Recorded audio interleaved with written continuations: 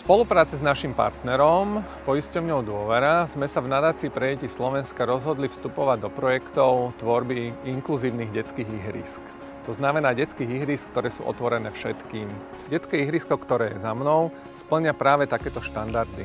To, ako je nadizajnované, to, ako je bezbariérové a aké prvky hracie sú tu použité, umožňuje, aby sa tu mohla stretávať veľmi široká komunita. Či už sú to starí rodičia so svojimi vnúčatami, mamičky s kočikmi, alebo aj rodičia s deťmi so zdravotným znevýhodnením, všetci tu nájdu priestor, ako spolu komunikovať, zahrať sa, oddychnúť si a naplno využiť svoj voľný čas. My ako Mestská časť Bratislava Ružinov, ako vlastne druhá najväčšia mestská časť v Bratislave, spravujeme vyše 70 detských ihrísk a športovísk. Ročne vynakladáme z rozpočtu mestskej časti vyše 1 000 000 eur na ich opravu, rekonštrukciu a aj vybudovanie nových. A máme za to, že inklúzia v 21. storočí v modernej samospráve má svoje miesto a preto sa snažíme prispôsobovať či verejné priestranstvo a detské ihriska, alebo aj športoviska tak, aby si našiel na nich miesto a využitie pre voľnočasové aktivity každý bez rozdielu. Detské ihrisko na Budovateľskej, kde sa práve nachádzame, je jedno z tých najväčších, ktoré máme v Bratislave.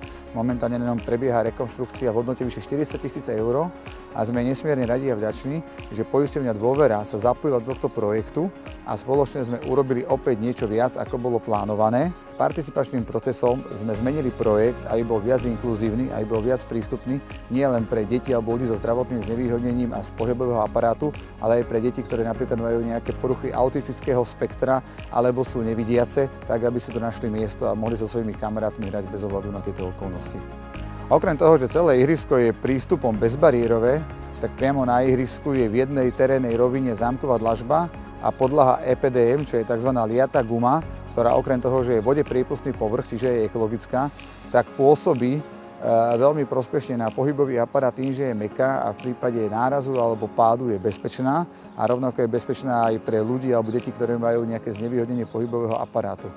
Ďalšími takýmito prvkami sú napríklad edukačné panely, ktoré sú bez rozdielu veku dieťaťa alebo potrieb dieťaťa koncipované tak, aby ich každý mohol využiť, dokonca aj dieťa, ktoré má nejaké zrakové problémy, tak hmatom si tam môže nahmatať a využiť ich, alebo tzv. Telefón, čo sú vlastne podzemím spojené dve rúry vo vizuále telefónu a deti sa môžu k nemu priblížiť a navzájom si posielať nejaké odkazy či medzi sebou alebo s rodičmi.